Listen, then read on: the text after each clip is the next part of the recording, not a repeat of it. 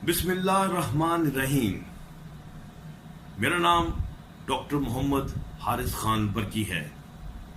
मैं हजारों लोगों का साइकियाट्रिक और सेक्सुअल हेल्थ कोच हूं।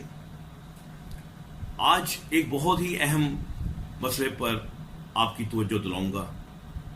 एक वो मसला जो मेरे ख्याल से इंडो पाक में बहुत ज़्यादा कॉमन और शायद ये जहालत, अफलास और भूख से ज़्यादा अहम है, क्योंकि ये इंसान की ज़हनी और जिस्मानी सेहत दोनों को बर्बाद कर रहा है। आज का टॉपिक है दांत, जरियान, ज़कावत हिस्स और एहतराम, यानी कि ये चारों आपस में एक बहन भाई, एक इंटरलेटेड डिजीज़ हैं। ये कहाँ से पैदा होती हैं और ये किस तरह, इसके मुतालिक एक इंतहाई कंट्रोवर्शियल डिबेट जारी रहती है।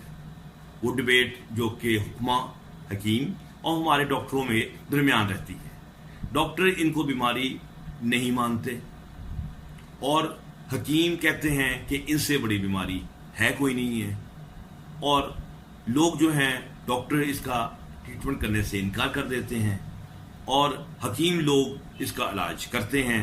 और वो कैसे इलाज करते हैं तो सारी ज़िंदगी उन मरीज़ों को अपने चुंगल में फंसा लेते हैं और उसको डरा डरा के मज़ीद ज़हनी मरीज़ बना देते हैं। जो मैं बात कर रहा था कि जब तक हम इल्म की रोशनी से इन चीज़ों को क्लियर नहीं करेंगे, लोग इसी तरह एक्सप्लॉइट होते रहेंगे और इसी तरह ही उनकी ज़हनी सेहत और जिस्मानी सेहत ख़राब होती रहेगी। तो ये मैं बताना चाह रहा था कि ये इन बीमारियों की बुनियाद क्या है। इन बीमारियों की बुनियाद जो है वही है जिसके मुतालिक जैसे मैंने पिछली वीडियो में बताया था कि मैस्टरबेशन में कि लोगों में एक तसव्वुर है कि जो मनी है ये इंसान की वाइटल पावर है, यानी कि वो कुव्वत है जिससे इंसान चल रहा है। और मैंने ये बताया था कि जब इंसान बलूगत में आता है मनी स्टार्ट हो जाती है, बुढ़ापे में जाता है मनी ख़त्म हो जाती है, इस दौरान वो बहुत स्ट्रांग होता है। तो लोग कहते हैं कि ये सब मनी की ताकत है जो आपके जिस्म के अंदर थी। लेकिन मैंने बताया कि असल में ये टेस्टोस्टेरोन होता है जो बलूगत में आपकी बॉडी में बहुत तेज़ी से निकलता है और एकदम आपके अंदर जिस्मानी कुव्वत आ जाती है, आपके मसल स्ट्रांग हो जाते हैं, नफ्स बड़ा हो जाता है। और जब बुढ़ापा आता है ये कम हो जाता है, आप कमज़ोर हो जाते हैं, आपकी मनी भी कम हो जाती है। अब इन चारों बीमारियों का असल ताल्लुक जो है इसी कंसेप्ट के साथ है कि लोग कहते हैं कि इन बीमारियों की वजह से जरियान, एहतराम, दांत, इनकी वजह से आपकी मनी जो है वो ज़ाया होती है और इसका मतलब ये है कि आप जो हैं वो आहिस्ता आहिस्ता ख़त्म होते जा रहे हैं। आपकी जो बोन्स हैं वो खुर खुर के बाहर आ रही हैं और आप शादी के काबिल नहीं रहे, आप जिस्मानी तौर पे ख़त्म हो गए हैं, लागर हो गए हैं, कमज़ोर हो गए हैं, ज़हनी तौर पे ख़त्म हो गए हैं। बहुत सारी चीज़ें जो लोग कहते हैं कि आपकी मनी के ज़ाया होने की वजह से हो जाती हैं। तो मनी का ज़ाया होना या तो हाथ की वजह से, यानी कि जैसे मैस्टरबेशन कहते हैं, हाथ रसी कहते हैं, मुज़दनी कहते हैं। अब ये मैंने एक चीज़ देखी, मैं आपको बड़ी इंटरेस्टिंग बात बताऊँ। मेरे पास पेशेंट आते हैं जो कहते हैं डॉक्टर साहब मुझे ड्रॉप्स आ रहे हैं या मुझे बहुत एहतराम हो रहा है और मैं ख़त्म होता जा रहा हूँ, कमज़ोर होता जा रहा हूँ, मुझे लगता है मेरी मौत आई खड़ी है। और पहले तो मैं मैस्टरबेट किया करता था, यानी कि मुझसे करता था, लेकिन मैंने अल्लाह के फजल से अब इस पर कंट्रोल कर लिया है। लेकिन कंट्रोल तो मैंने कर लिया है पर मनी फिर भी ज़ाया हो रही है, जिसकी वजह से मुझे लगता है कि मेरा जो आखिरी वक्त है वो करीब आ गया है और मैं शादी करने के काबिल भी नहीं होऊंगा। अब मुझे खानदान वाले कह रहे हैं शादी करें, लेकिन मैं कैसे शादी कर सकता हूँ, मेरी तो मनी निकल गई है सारी। तो होता यही है कि जब आप मैस्टरबेशन ख़त्म कर देते हैं तो मनी ने किसी दूसरे रास्ते से निकलना है, तो वो रात के ख्वाबों में एहतलाम की शक्ल में निकलेगी या दांत की शक्ल पेशाब के साथ निकलेगी या फिर किसी दूसरे तरीके से निकलेगी। तो मनी तो अपनी जगह से निकलना है, क्योंकि वो एक रेजरवायर होता है, एक टैंकी होती है जिसे हम अपनी लैंग्वेज में सेमिनल वेसिकल्स कहते हैं, ये उसमें जमा होती है और प्रोस्टेट होता है उसमें होती है। جب وہ بڑھ جاتی ہے تو وہ پھر ٹینکی آپ کی بھر جاتی ہے، تو ٹینکی نے تو خالی ہونا ہی ہوتا ہے. وہ کیسے خالی ہوگی؟ میسٹربیشن سے ہوگی، یا دھان سے ہوگی، یا طلاق سے ہوگی، یا سیکس سے ہوگی. لیکن وہ کہتے ہیں نہیں، یہ خالی نہیں ہونی چاہیے. لیکن اس کا نقصان یہ بھی تو ہو سکتا ہے نا، اگر یہ منی نہیں نکلتی تو پیچھے سے منی پروڈیوس نہیں ہوگی، تو اس کا مطلب ہے آپ کی مشینری تو خراب ہو گئی پچھلی. تو کیا آپ مشینری کو مکمل خراب کر دینا چاہتے ہیں؟ میں مثال دی کرتا ہوں موٹر کی. اگر موٹر چل رہی ہے اور ٹینکی جو ہے لیک بھی نہیں کر رہی اور چلتی جا رہی ہے، وہ گرم ہو کے ختم ہو جائے گی. یہی حال انسان کا ہوگا، اس کے ٹیسٹس کا ہوگا. سو منی نے تو اپنا راستہ بنا کے کسی نہ کسی صورت میں نکلنا ہے.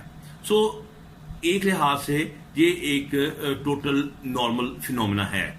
تو اس نارمل فینومینے کو جب آپ ایک بیماری کی شکل دے دیتے ہیں اور اس فینومینے کو آپ روک بھی نہیں پا رہے ہیں، تو پھر جس ذہنی اذیت کا آپ شکار ہوں گے اس کا آپ تصور کر سکتے ہیں. اس کا تصور وہی ہے جیسے بچے میرے پاس کہتے ہیں کہ ہم ختم ہو چلے، ہم مر چلے، ہمارا موت، ہماری خودکشی کرنے کا اب جو ہے وہ من کر رہا ہے. تو اس طریقے سے ایک نارمل چیز کو جب اتنی خوفناک شکل دی جاتی ہے تو ذہنی صحت بھی خراب ہوتی ہے. ذہنی صحت کے متعلق میں پھر آگے بتا دوں کہ ذہنی صحت خالی ذہنی نہیں ہوتی، یہ آپ کے جسم کو بھی ختم کر دیتی ہے. آپ کے مسلس کو خراب کر، کمزوری آ جاتی ہے، سختی آ جاتی ہیں، دردیں شروع ہوتی ہیں، آپ کا ہارٹ خراب ہو جاتا ہے. یعنی کہ آپ کی باڈی کا ہر حصہ وہ ذہنی صحت کی وجہ سے خراب ہونا شروع ہوتا ہے. آپ کا معدے کا السر آپ کو پتہ ہے، دمے کا آپ کو پتہ ہے کہ ان سب چیزوں کا تعلق ذہنی صحت کے ساتھ ہے. تو اس کا مطلب ہے کہ ذہنی صحت کے ساتھ اس کو کئی جسمانی مسائل بھی جو ہے نا وہ شروع ہو جائیں گے. پہلے میں آپ سے ڈسکس کرتا ہوں دھانت کے متعلق کہ یہ دھانت کیا چیز ہے.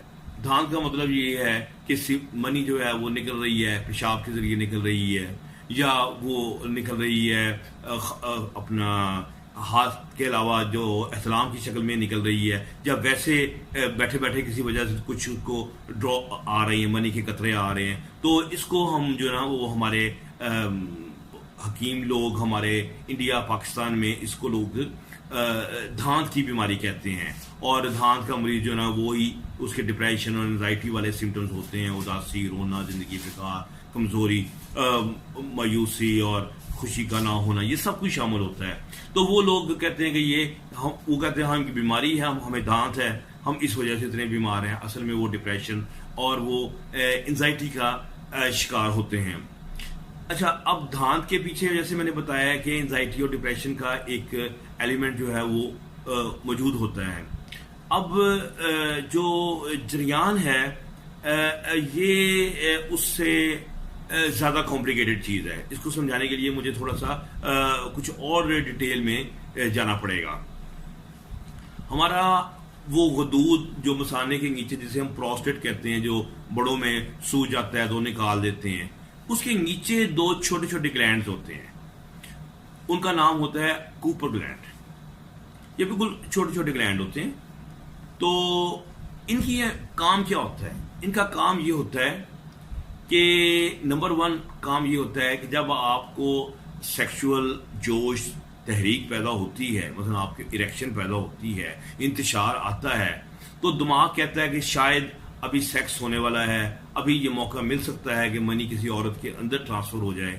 تو ہمارا جو دماغ ہے وہ آٹومیٹک ایک کام کرتا ہے کہ اس گلینڈ کو آرڈر کرتا ہے کہ تم پانی پیدا کرو اور پیشاب کی نالی کو، جس میں چند قطرے پیشاب کے موجود ہیں، اس کو صاف کر دو تاکہ منی صاف اور ستھری حالت میں وہاں جائے.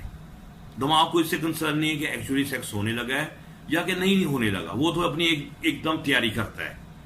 لوگ کہتے ہیں کہ یار یہ تو بڑی خطرناک بات ہو گئی، یہ اب میرے ذہن میں جنسی خیال آیا نہیں، میں نے کچھ کیا نہیں، اور جو ہے وہ قطرے جو ہیں وہ برآمد ہونے شروع ہوئے.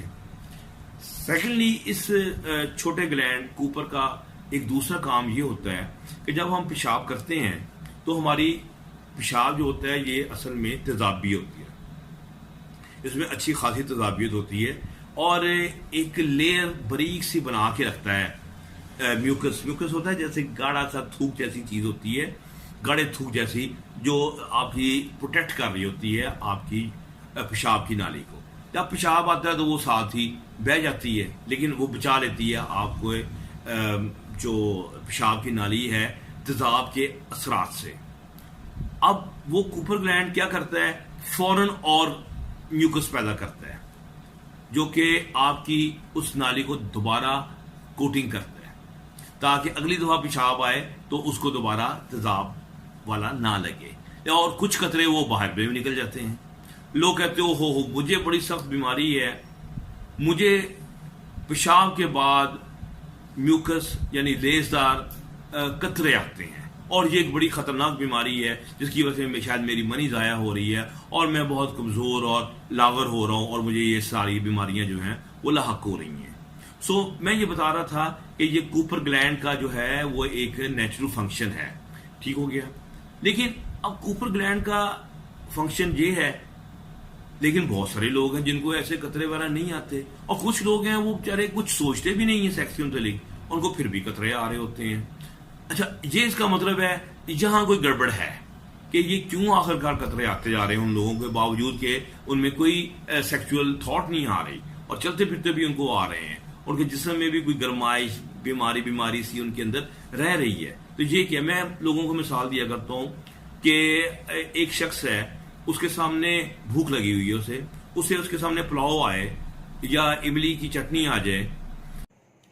امید ہے آپ کو میری یہ ویڈیو پسند آ رہی ہوگی. ابھی چونکہ میری ویڈیو کا جو دورانیہ ہے بہت طویل ہو گیا ہے, اور میں جانتا ہوں کہ لوگوں میں 10 منٹ سے زیادہ ویڈیو دیکھنے کا سٹیمنا نہیں ہوتا, اور یہ میری جو ویڈیو ہے یہ ویسے بھی بڑی سائنسی ہے, بڑی ثقیل ہے. تو ابھی تک میں جانتا ہوں کہ آپ کے دماغ کی دہی بن گئی ہوگی, تو میں نہیں چاہتا کہ آپ کا دماغ اب مزید باتیں ابزارب کرنے سے قاصر ہو جائے. تو میں نے اسی ویڈیو کا پارٹ 2 بھی اپلوڈ کر دیا ہے, تو آپ فکر نہیں کرنا, لنک دے دیا میں نے اس کا. تو وہ آپ چائے پئیں, ریلیکس کریں, ایزی ہو جائیں. تو آپ کو یہ پارٹ 2 میں مکمل طور پر ہم آگاہی دیں گے کہ یہ جو قطروں کی بیماری ہے, جو دھان کی بیماری ہے, اس کا ذہن سے کیا تعلق ہے, کس طرح سیکس کو یہ خراب کرتی ہے, یہ بیماری ہے یا کہ نہیں ہے. بہت سارے سوالات ہیں جس کا جو جواب وہ آپ کو مکمل طور پر, پھر اس کا علاج کیا ہے, تو آپ کو اگلی ویڈیو میں ملیں گے. تو امید ہے کہ آپ میری ویڈیو کو لائک کریں گے, دوسرے دوستوں کو شیئر کریں گے. اگر آپ کی ذہنی تشفی ہو تو آپ چاہیں گے کہ آپ کے دوستوں کی بھی ہو. تو ہم نے جو ایک صحت اور شفا کا ایک بیڑا اٹھایا ہے اس چینل کے تھرو, اور ہم چاہتے ہیں کہ لوگوں کو شفا ملے, صحت ملے. تو آپ لوگوں سے ریکویسٹ ہے کہ آپ ہمارے لیے دعا کریں کہ اللہ تعالی ہمیں یہ ہمت دے کہ ہم اس مشن کی تکمیل کر سکیں. بہت شکریہ.